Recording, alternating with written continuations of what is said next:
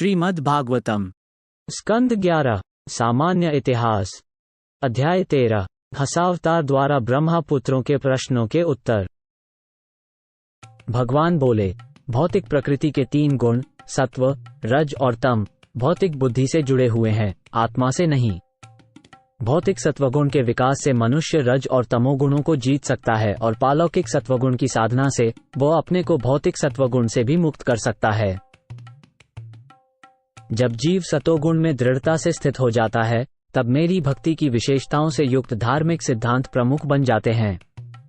जो वस्तुएं पहले से सतोगुण में स्थित हैं, उनके अभ्यास से सतोगुण को मजबूत किया जा सकता है और इस प्रकार धार्मिक सिद्धांतों का उदय होता है। सात्विक गुण से मजबूत हुआ धर्म राजसिक और तामसिक गुणों के प्रभाव को मिटा देता है। जब राजसिक और तामसिक गुण हार जाते हैं, तब उनका मुख्य कारण अधर्म भी तुरंत नष्ट हो जाता है।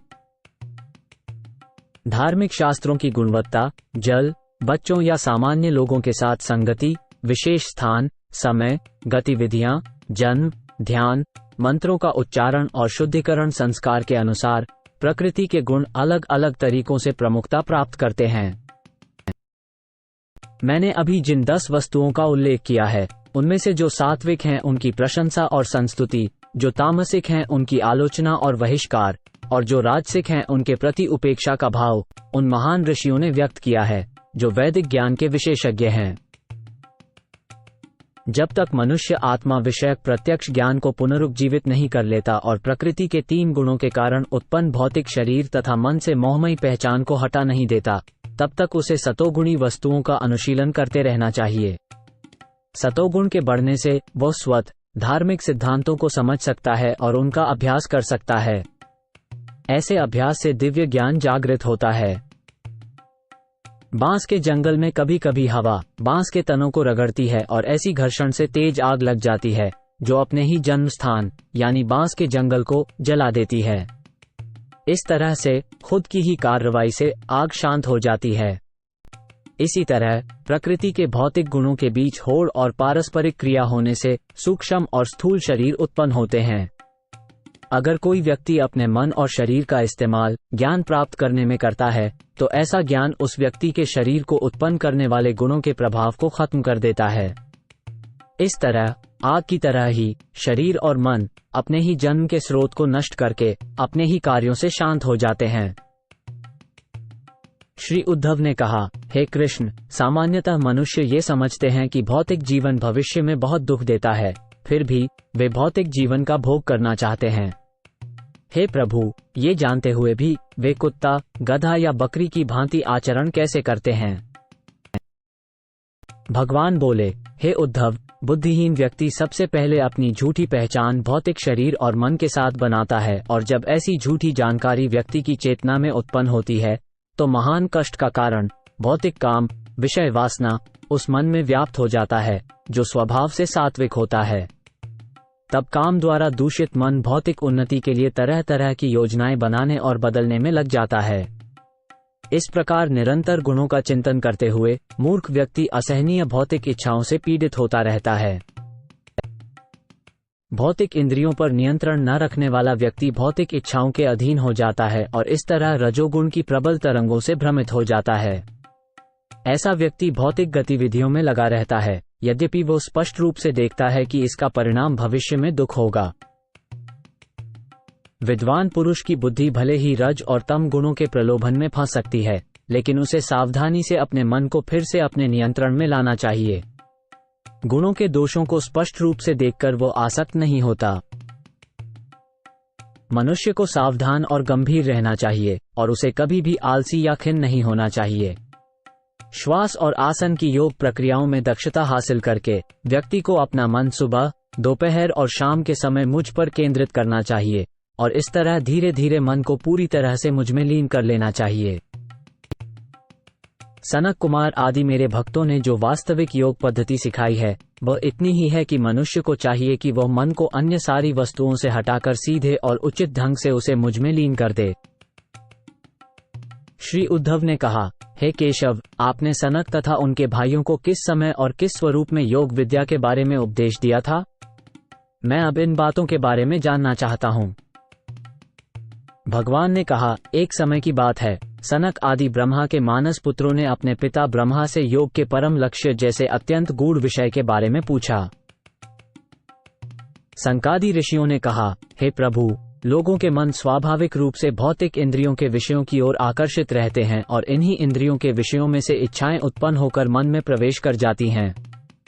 अतः मुक्ति की इच्छा रखने वाले तथा इंद्रियों के भोगों से परे होने की चाह रखने वाले मनुष्य इंद्रियों के विषयों और मन के बीच का यह आपसी संबंध कैसे तोड़ सकते हैं?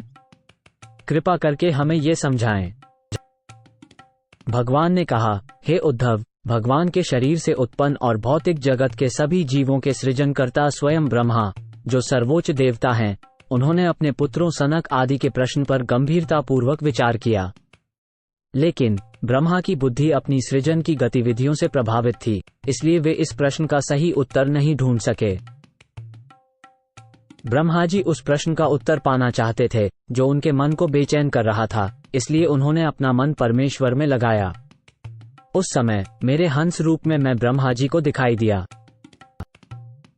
इस प्रकार मुझे देखकर ब्रह्मा के नेतृत्व में सभी ऋषि आगे आए और मेरे चरण कमलों की पूजा की। तत्पश्चात उन्होंने स्पष्ट रूप से पूछा, आप कौन हैं? हे उद्धव, मुनिगण योग पद्धति के सार को समझना चाहते थे, इसलिए उन्होंने मुझसे इस प्रकार प्रश्न किए। मैंने मुनियों से जो कहा था उसे अब मुझसे सुनो। हे ब्राह्मणों, यदि तुम मुझसे पूछते हो कि मैं कौन हूँ, तो यदि तुम यह मानते हो कि मैं भी एक जीव हूँ और हमारे बीच कोई अंतर नहीं है, क्योंकि अंततः सभी जीव एक हैं और व्यक्तिगत नहीं हैं, तो फिर तुम्हारा प्रश्न कैसे संभव या उचित है? अंततः तुम सब और मैं दोनों का असली निवास या आश्रय क्या है? यदि तुम लोग मुझसे ये प्रश्न पूछ रहे हो कि आप कौन हैं, और तुम लोग भौतिक शरीर की बात कर रहे हो, तो मैं ये कहना चाहूंगा कि सारे भौतिक शरीर पृथ्वी, जल, अग्नि, वायु और आकाश नामक 5 तत्वों से मिलकर बने हैं। इसलिए तुम लोगों को ऐसे पूछना चाहिए था, आप 5 कौन हैं? यदि तुम लोग मानते हो कि सारे भौतिक शरीर एक जैसे तत्वों से बने हुए हैं और अंत में एक ही हैं, तो भी तुम्हारा प्रश्न अर्थहीन है, क्योंकि एक शरीर को दूसरे शरीर से अलग करने में कोई गंभीर उद्देश्य नहीं है। इस प्रकार ऐसा लगता है कि मेरी पहचान पूछकर तुम लोग ऐसे शब्द बोल रहे हो जिनका कोई वास्तविक अर्थ या उद्देश्य नहीं है। इस संसार में मन, वाणी, आंखों या बाकी इंद्रियों से जो कुछ भी अनुभव किया जाता है, वो अकेला मैं ही हूँ, मेरे अलावा कुछ और नहीं है। तुम सब इन्हें तथ्यों के सीधे विश्लेषण से समझ लो। हे पुत्रों, मन स्वाभाविक रूप से भौतिक इंद्रियों के विषयों में प्रवेश करने के लिए प्रवृत्त होता है और उसी प्रकार इंद्रियों के विषय भी मन में प्रवेश करते हैं, परंतु ये भौतिक मन और इंद्रियों के विषय मात्र आत्मा को ढकने वाली संज्ञाएं हैं, जो कि मेरा अंश है। जिस व्यक्ति ने ये जानकर मेरी प्राप्ति की है कि वो मुझसे भिन्न नहीं है, वो महसूस करता है कि मन निरंतर इंद्रियों की तृप्ति के कारण इंद्रियों के विषयों में रम रहा है और भौतिक वस्तुएं मन के भीतर स्पष्ट रूप से स्थित रहती हैं। मेरे दिव्य स्वभाव को समझने के बाद वो मन और उसके विषयों को त्याग देता है। जागना, सोना और गहरी नींद, बुद्धि के ये 3 कार्य प्रकृति के गुणों द्वारा उत्पन्न होते हैं। शरीर के अंदर रहने वाली आत्मा इन तीनों अवस्थाओं से अलग लक्षणों द्वारा पहचानी जाती है, इसीलिए वो इनकी साक्षी बनी रहती है। आत्मा भौतिक बुद्धि के बंधन में कैद है, जो उसे प्रकृति के मायावी गुणों में उलझाए रखती है। लेकिन मैं चेतना का चौथा चरण हूँ, जो जागने, सपने देखने और गहरी नींद से परे है। मुझमें स्थित होकर आत्मा को भौतिक चेतना के बंधन को त्याग देना चाहिए। उस समय जीव स्वचालित रूप से भौतिक इंद्रिय विषयों और भौतिक मन को त्याग देगा। जीव का अहंकार उसे बंधन में डालता है और उसे उसकी इच्छा के सर्वथा विपरीत प्रदान करता है। इसलिए एक बुद्धिमान व्यक्ति को भौतिक जीवन का आनंद लेने की अपनी निरंतर चिंता को त्याग देना चाहिए और भगवान में स्थिति बनाए रखनी चाहिए, जो भौतिक चेतना के कार्यों से परे हैं। मेरे निर्देशों के अनुसार मनुष्य को चाहिए कि वह अपना मन सिर्फ मुझ में स्थिर करे। लेकिन अगर वह प्रत्येक वस्तु को मुझ में देखने के बजाय जीवन में बहुत से अलग अलग अर्थ और लक्ष्य देखता रहता है, तो वह जागने पर भी अपूर्ण ज्ञान के कारण वास्तव में स्वप्न देखता रहता है, जैसे कोई यह सपना देखे कि वह एक सपने से जाग गया है। वे जगत की स्थितियां जिन्हें भगवान से अलग माना जाता है, वास्तव में उनका अस्तित्व नहीं है, यद्यपि वे परम सत्य से पृथकता की भावना उत्पन्न करती हैं। जैसे स्वप्नदर्शी अनेक प्रकार के कार्यों और पुरस्कारों की कल्पना करता है, वैसे ही भगवान से पृथक अस्तित्व की भावना के कारण जीव झूठे ही कर्मकांड करता है, ये सोचकर कि वे भविष्य के फलों और गंतव्यों का कारण हैं। जीवन में सजग रहते हुए जीव अपनी इंद्रियों से भौतिक शरीर और मन की क्षणभंगुर विशेषताओं का आनंद लेता है। सपने में वो मन में ही ऐसे अनुभवों का आनंद लेता है और गहरी नींद में सभी अनुभव अज्ञान में मिल जाते हैं। जागने, सपने और गहरी नींद के क्रम को याद करके और उस पर विचार करके जीव समझ सकता है कि वो तीनों ही अवस्थाओं में एक ही है और दिव्य है। इस तरह वो इंद्रियों का स्वामी बन जाता है। तुम्हें विचार करने की जरूरत है कि कैसे मेरी मायाशक्ति के प्रभाव में ये तीन मानसिक स्थितियां प्रकृति के गुणों से जुड़ी हुई हैं, उनसे प्रभावित हैं और कृत्रिम रूप से मुझ में विद्यमान मानी जाती हैं। आत्मा के सत्य होने को सुनिश्चित करने के बाद तर्क, मुनियों और वेदों से मिले ज्ञान से प्राप्त तेज तलवार से ये तीन स्थितियां और झूठा अहंकार काट दो, जो सभी शंकाओं का जन्मदाता है। इसके बाद तुम सबको अपने हृदय में स्थित मुझ परमेश्वर की उपासना करनी चाहिए। कहना चाहिए कि यह भौतिक जगत मन में प्रकट होने वाला एक स्पष्ट भ्रम है, क्योंकि भौतिक वस्तुओं का अस्तित्व अत्यंत क्षणिक है और वे आज हैं, लेकिन कल नहीं रहेंगी। इनकी तुलना चमकदार डंडे को घुमाने से बने लाल रंग के गोले से की जा सकती है। आत्मा स्वभाव से एक ही विशुद्ध चेतना के रूप में विद्यमान रहता है, लेकिन इस जगत में वो अनेक रूपों और अवस्थाओं में प्रकट होता है। प्रकृति के गुण आत्मा की चेतना को जागृत, सुप्त और सुषुप्त इन तीन अवस्थाओं में बांट देते हैं, लेकिन अनुभूति की ऐसी विविधताएं वस्तुतः माया हैं और इनका अस्तित्व स्वप्न की तरह ही होता है। भौतिक वस्तुओं के क्षणिक भ्रमपूर्ण स्वरूप को समझने के बाद और अपनी दृष्टि को भ्रम से हटाकर मनुष्य को भौतिक इच्छाओं से दूर रहना चाहिए। आत्मा के सुख का अनुभव करके उसे भौतिक बोलचाल और गतिविधियों का त्याग कर देना चाहिए। यदि किसी समय उसे भौतिक दुनिया को देखना पड़े तो उसे ये याद रखना चाहिए कि यह परम सत्य नहीं है और इसलिए उसने इसे त्याग दिया है। इस तरह के निरंतर स्मरण से मृत्यु तक मानव फिर से भ्रम में नहीं पड़ेगा।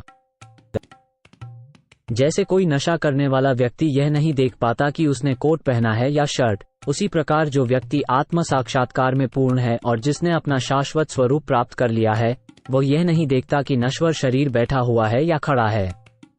हाँ, अगर ईश्वर की इच्छा से उसका शरीर समाप्त हो जाए या ईश्वर की इच्छा से उसे नया शरीर प्राप्त हो जाए, तो आत्म साक्षात्कार प्राप्त व्यक्ति उस पर ध्यान नहीं देता, जैसे एक शराबी अपनी बाहरी पोशाक की स्थिति पर ध्यान नहीं देता। यकीनन भौतिक शरीर भाग्य के नियंत्रण में रहता है और इसीलिए जब तक किसी का कर्म प्रभावी रहता है तो वो इंद्रियों और प्राण के साथ जीवित रहता है। किंतु स्वयं की सिद्धि प्राप्त आत्मा, जो परम सत्य के प्रति जागरूक है और जो इस प्रकार योग की पूर्णावस्था में स्थित है, वो कभी भी भौतिक शरीर और उसकी अनेक अभिव्यक्तियों के आगे नतमस्तक नहीं होगा, क्योंकि उसे पता है कि यह सब स्वप्न में दिखाई देने वाले शरीर के समान है। हे ब्राह्मणों, अब मैंने तुम लोगों को सांख्य का वो गोपनीय ज्ञान बताया है जिसके द्वारा मनुष्य पदार्थ और आत्मा में अंतर कर सकता है। मैंने तुम लोगों को अष्टांग योग का भी ज्ञान दिया है जिससे मनुष्य ब्रह्म से जुड़ता है। तुम लोग मुझे भगवान विष्णु समझो, जो तुम लोगों के समक्ष वास्तविक धार्मिक कर्तव्य बताने की इच्छा से प्रकट हुआ है। हे श्रेष्ठ ब्राह्मणों, ये जान लो कि मैं योग मार्ग, सांख्य दर्शन, सत्य, रीत, तेज, सौंदर्य, यश और आत्म संयम का परम आधार हूँ। प्रकृति के गुणों से परे, विरक्ति, शुभ चिंतक, सबसे प्रिय, परमात्मा, हर जगह समान रूप से स्थित और भौतिक उलझनों से मुक्त, भौतिक गुणों के परिवर्तनों से मुक्त, ये सभी उत्तम दिव्य गुण मुझ में शरण और पूजा की वस्तु पाते हैं। भगवान श्री कृष्ण ने आगे कहा, हे उद्धव, इस प्रकार मेरे वचनों से सनक आदि मुनियों के सारे संशय दूर हो गए। उन्होंने दिव्य प्रेम और भक्ति के साथ मेरा पूजन करते हुए श्रेष्ठ स्तुतियों से मेरी महिमा का गुणगान किया। इस प्रकार सनक ऋषि आदि महामुनियों ने यथाविधि मेरी पूजा और स्तुति की। ये देखकर भगवान ब्रह्मा के समक्ष ही मैं अपने परम धाम को लौट गया।